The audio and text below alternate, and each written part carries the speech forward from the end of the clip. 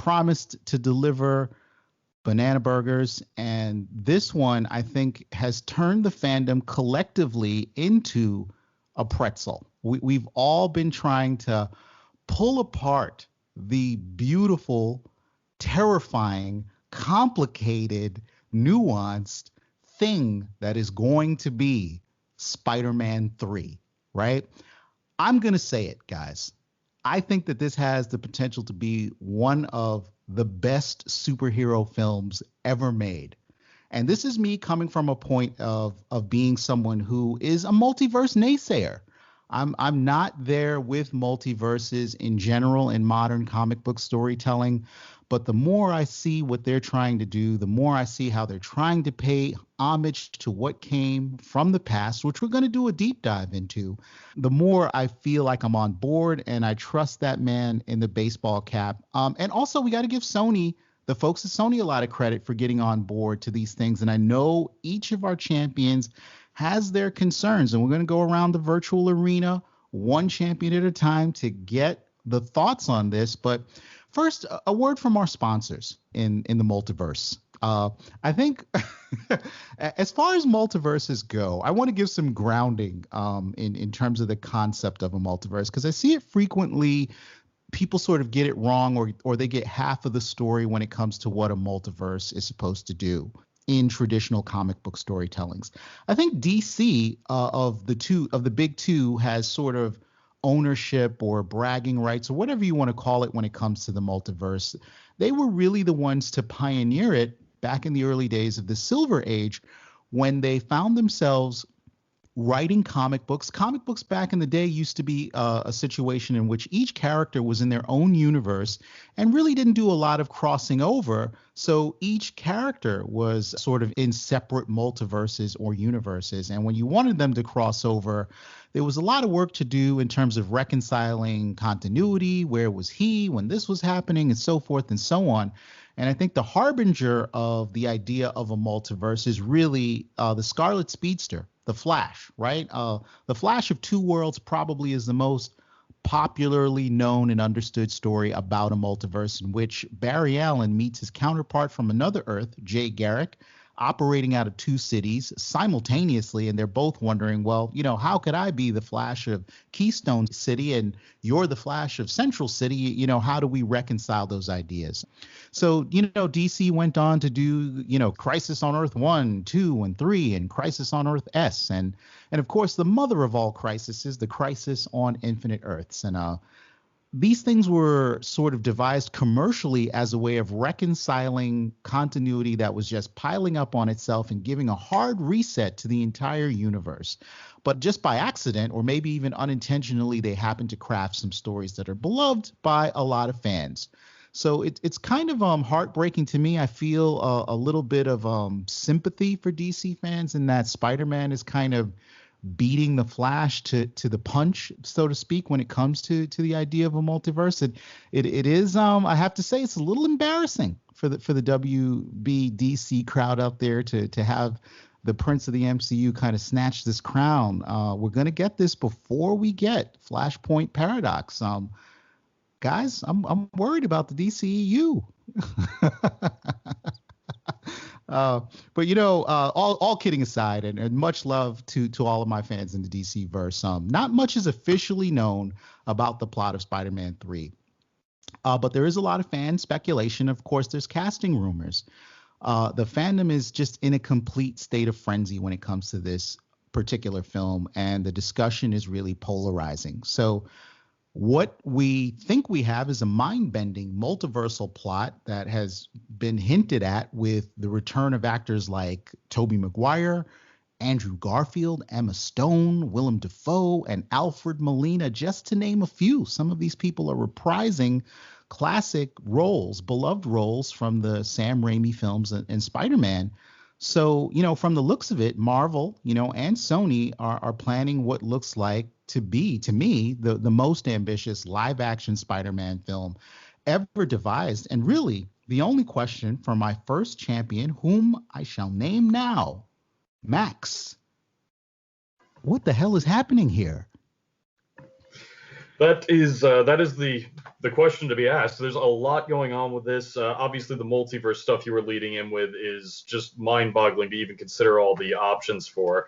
I am initially anti-multiverse just because I watched Rick and Morty. One of my things with the multiverse concept is if you get the feeling that anybody can be drawn for anywhere, you stop caring about anything because anybody can be replaced in a heartbeat.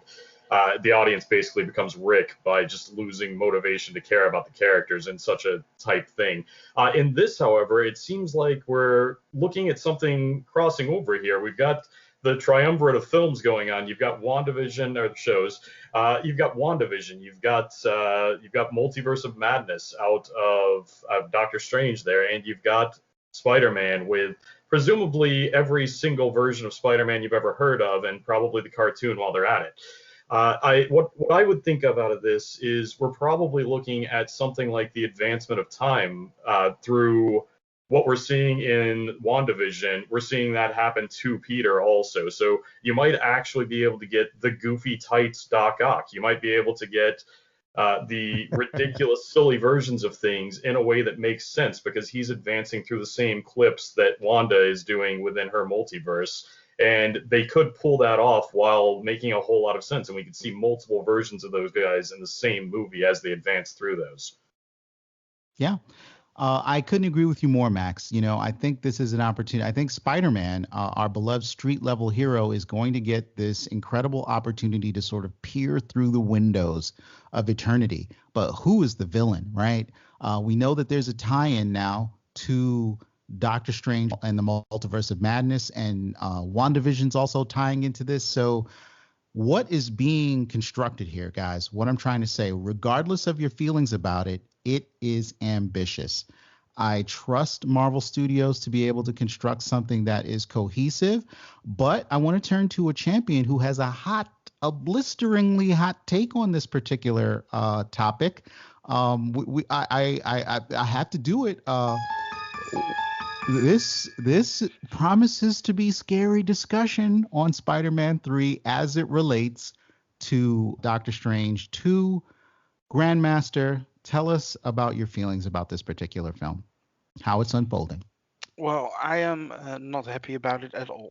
I am a purist. And with that, I mean, one of the main reasons I fell in love with the MCU is that it has a pristine continuity over 23 movies.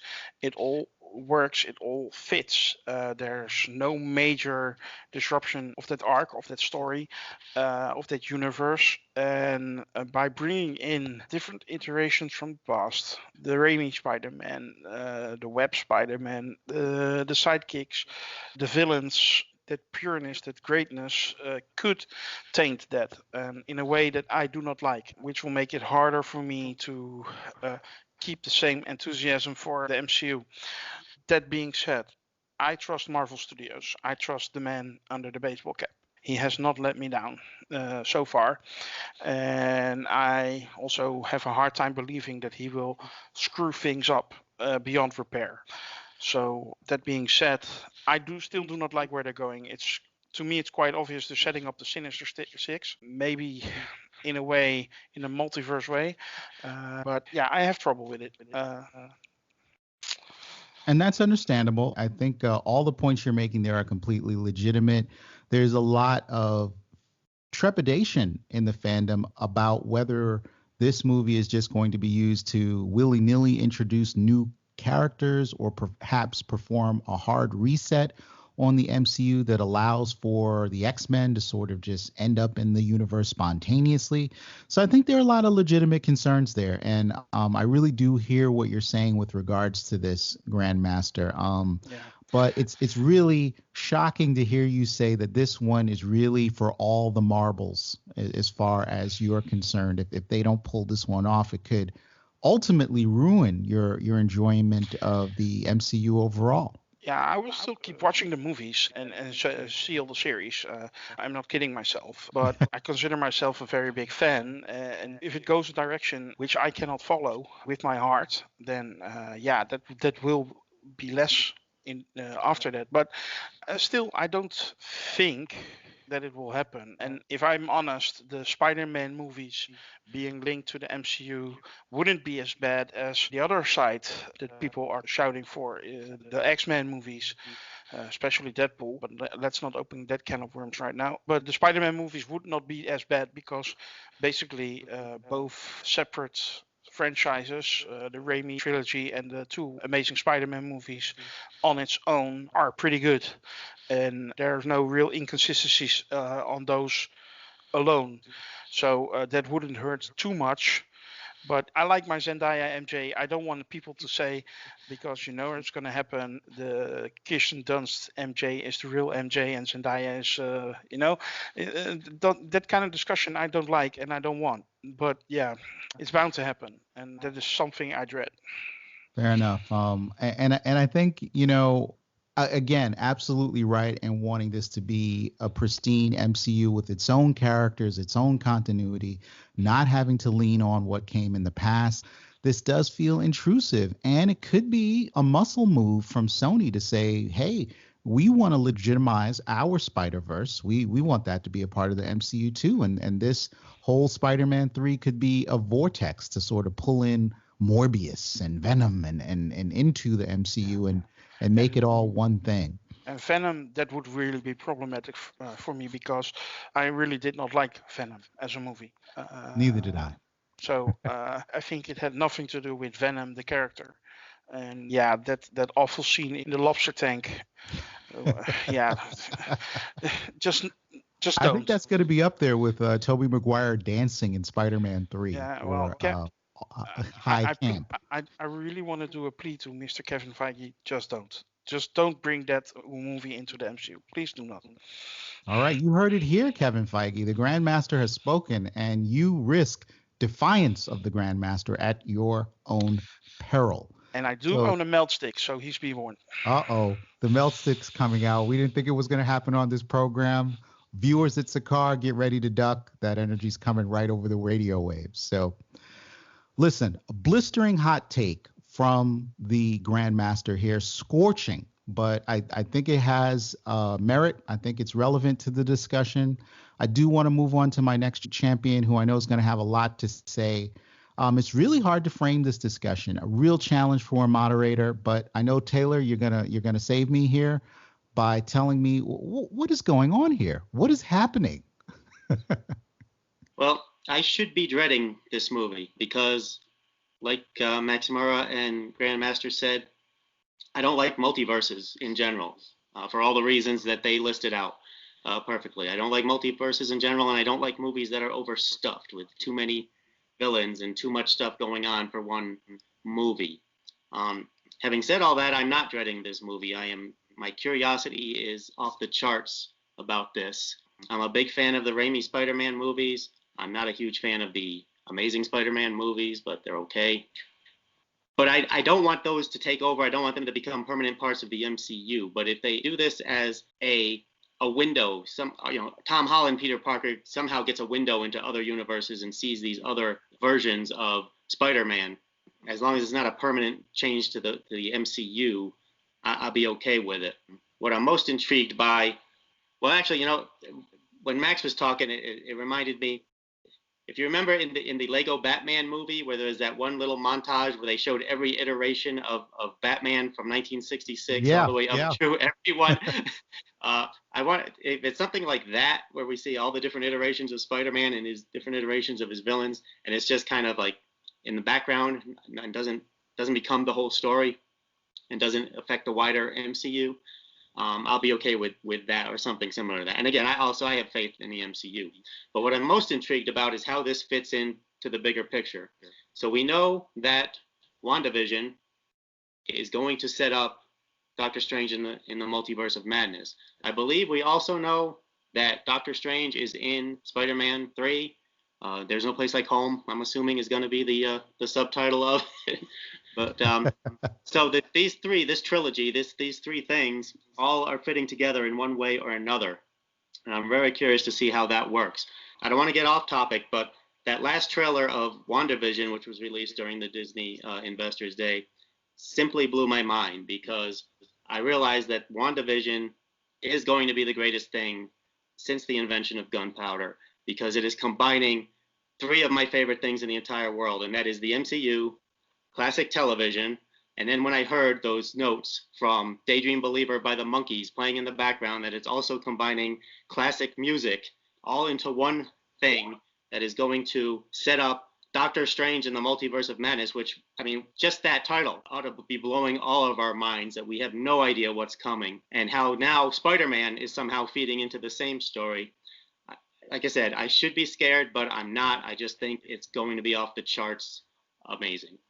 Wow, that was a champion level answer. And Please. I almost forgot. Doctor Strange in the Multiverse of Madness is being directed by the most influential person in genre entertainment in the last 25 years, Sam Raimi. So it can't get any better. You know what? That deserves a round of applause, because I think there's a lot of respect for Sam Raimi in the virtual arena.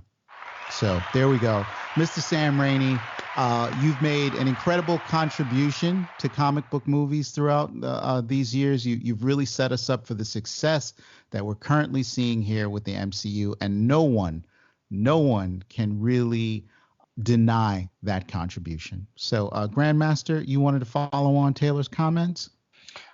Just to say that I agree with him that Sam Raimi has done a perfect job on the Spider-Man trilogy, and it has set up all the comic book movie supremacy we get right now, and the deliciousness we get somehow, and it all starts with him. I rather would have seen a different director for Doctor Strange in the Multiverse of Madness. Someone who's awesome with visuals, someone who may not be the best storyteller, but that is handled by Marvel Studios, and that would be Zack Snyder. I know it's not a popular opinion, but he would have made a visually perfect Doctor Strange movie, and with the help of Marvel Studios keeping him on a tight leash when it comes to storytelling and editing, I think they missed the chance to have visually the most perfect CBM of all time. However, let Sam do it. I trust Marvel Studios in its choices. Fair enough. Zack Snyder's name is mentioned in this podcast. Does that deserve a sad bugle by show of hands? Sad bugle? Uh-oh. Yeah. So sorry, Grandmaster. I knew it. I forgive you all. Yes, no melt sticks going around today for the panel in the virtual arena. So thank you for adding that commentary on, though. Seriously, Grandmaster, you're making a lot of sense here. And again, there's a lot of excitement. There's a lot of concern. So really trying to unravel the mystery of Spider-Man 3 is at least making for really spirited discussion in the fandom, which I love. I want to turn back to Taylor just for a second. Got a question for you specifically, but how do you think this is going to compare to Flashpoint Paradox? I mean, is that movie now irrelevant? Is it going to add anything to the discussion after? What do you think? You know, earlier you mentioned that you were afraid for the future of the DCEU. Don't worry about the DCEU. They're going to keep making movies, whether they make any sense or any money or not, apparently. So they'll be fine. Okay. Is the sun going to come up in the morning? Yes. Is the MCU going to beat the DCEU to the punch? Yes. That's just the fact of the life, okay? Right. I totally understand where you're coming from with that, Taylor. That being said, Grandmaster, you had but before I go to the Grandmaster, I just want to let all the DCEU WB hardcores on Sakaar know that this is all done in jest, in love. This is a Marvel presentation. We want to unspool a round of applause for all the hardcore DCEU fans who keep up with that universe, like what's been going on there. Of course, we are throwing absolutely no shade. This is all done in love and jest. So, you know, in the spirit of fandom, please, everyone, even if it's a grudging round of applause for our friends who are DCEU fans, they are family in fandom. We need to acknowledge them. So, got a lot of follow comments on here. Forgive me if I get the order wrong, but Taylor, you had a little bit more to add? Yeah, just real quick. I just wanted to follow up on what you said. I'm a hardcore MCU fan, but I am a DCEU fan. I do not hate that franchise. I like a lot of things about it. There's some stuff I don't like about it, but I don't want anyone to think that I'm dissing the DCEU. I am a fan. Outstanding. Outstanding. I think we all feel that way here, more or less. So that being said, Max, your comments? Well, I wanted to clarify something on the DC attempt at the multiverse. They have actually done a Flashpoint paradox, and the way they did this was by doing it in their Arrowverse, but they've also done it in their animated series. So I feel like they may have accidentally blown their load a little too recently on this one to get back to it in film. It's something that wasn't it didn't do horribly on the show itself within the Arrowverse, but they've done these crossover things and they've done the multiverse in such a way where they're just randomly tapping people. It's something that hasn't worked for them to date. Maybe they can make it work on film, but again, like you said, MCU beats it to the punch. I did have a follow-up on the idea of the multiversal Spider-Man thing, and that was the 90s cartoon series of Spider-Man that went alongside of the X-Men show on Saturday mornings. That one had a section with Madam Web where she pulled in a multiverse of Spider-Man to fight for her. And the big thing about this angle for the Madam Web thing was that Spider-Man is a hero that exists beyond his own universe in a way that there must always be a Spider-Man type thing. It was this super duty beyond what you would expect of the character, and that even goes so far as to get into the unipower going to Spider-Man at points. So there's an interesting importance to Spider-Man that goes beyond just his small town beginnings.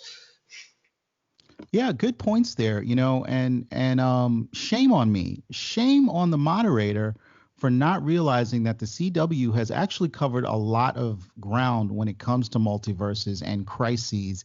And some of the earlier stuff, the crossovers between the Flash and Supergirl and Arrow, I think it was the second one, were actually done fairly well, in my opinion. And I want to give the CW a lot of credit for sort of not being afraid to go deep in the basement of DC lore and characters to bring those characters to television, whereas the theatrical side of DC and WB seems to be, really afraid. I mean, they've been getting adventurous very recently in the last couple of years and bringing some of the C and B level characters to the big screen, but the CW's been there probably since day one. But Grandmaster, you had some thoughts? Yeah. I just want to say that Crisis on Earth X on the CW, on the Arrowverse was absolutely great, and I loved that crossover event from start to finish. And if Spider-Man 3 can emulate that, I would be very happy. Well, there you go. There's a rainbow in this for Grandmaster in terms of how things might work out. So, and a big thumbs up there from Taylor, which I happen to second as well. So, that being said, we don't quite know what to make of Spider-Man 3, but I think we're all very interested, watching the project very keenly. We do have one more champion to hear from, our beloved producer, Stanton. Unspool this thing for us. Unpack it. I got a few things to unpack. Let me see if I can keep it straight here. So, for me, there's a whole spectrum of how excited you can be on this. So there's a lot of reactions. There's instantaneous aversion to it. There's instantaneous acceptance and excitement of it. I am somewhere in between here. So I think if you're immediately, averse to it, which I probably lean towards slightly, I have put a little thought into it, and I'm thinking that, there's some ways they could wiggle in something that doesn't, break continuity, doesn't do those things that we're kind of maybe dreading a little bit. But also for the people who are super instantaneously excited about it, just the idea of Toby and Andrew versions coming back, I just want to add just a little bit of caution that you can add so much anything goes to the concept of a multiverse that you lose all context or value in anything that's going on. Like, if just anything can happen, then what are we doing? Like, I don't know. That would be what worries me. But like I said, I'm somewhere in the middle of those. I just kind of like to sort of define my takes on a multiverse. Some people kind of immediately latch onto a multiverse literally means anything can happen. You can have people walk in from the franchises and just everything is automatically connected. But I don't think so. I see a lot of different types of multiverses in comics. You might have a character like Annihilus who comes from a bubble universe, which is essentially like coming from a different galaxy or maybe even a different solar system. Just something, it's not a copy of us, it's not a different version of us, it's its own thing that this being is coming from. You've also got planes or layers of reality where a character like Dormammu is. That is an interesting concept to me, that they can kind of bleed in, but again, it's not like a copy of it.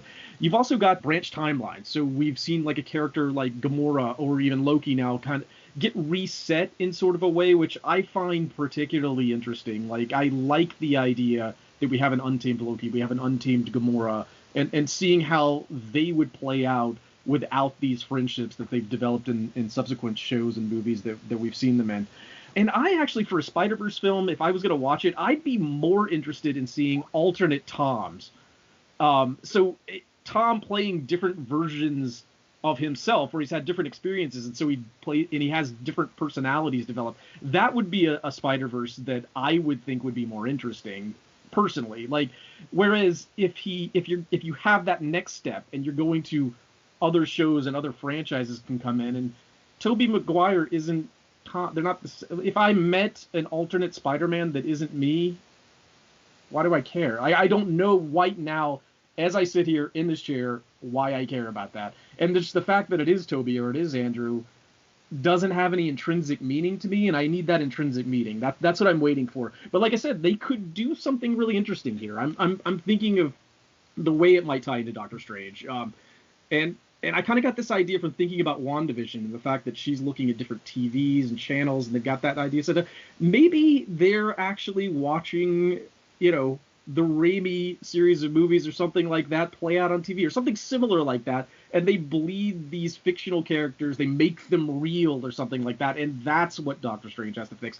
I don't know, but to me that wouldn't really break continuity in the same way as just having Tobey literally show up as that character. And the thing that kind of gives me hope in the fact that it's not just a pure multiversal crossover in the sense that the Raimi and the Amazing Spider-Verses are just coming in verbatim as we saw them in their previous iterations, is that they've talked about a lot of these characters having different looks. In fact, they've talked about all of them having different looks. So I really kind of think that all of them are different versions. They're MCU-specific versions, not those characters from those movies as we've seen them before. I don't know that. It could be them, but I'm thinking it's something new and different.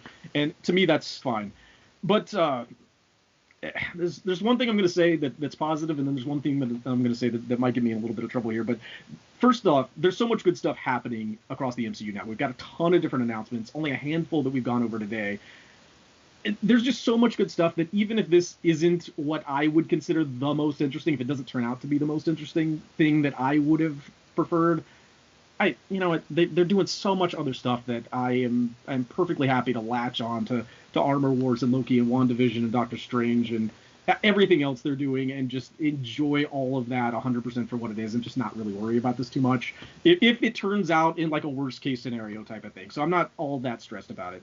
But I did want to just follow up with one last thing just about multiverses and crossovers. So you mentioned Crisis earlier. Here it comes. Yeah. So I'm just gonna say it.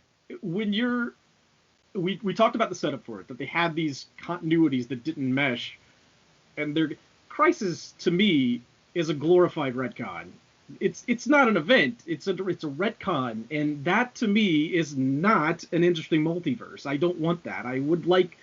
I love, like I said, the other three different layers of reality, alternate timeline versions.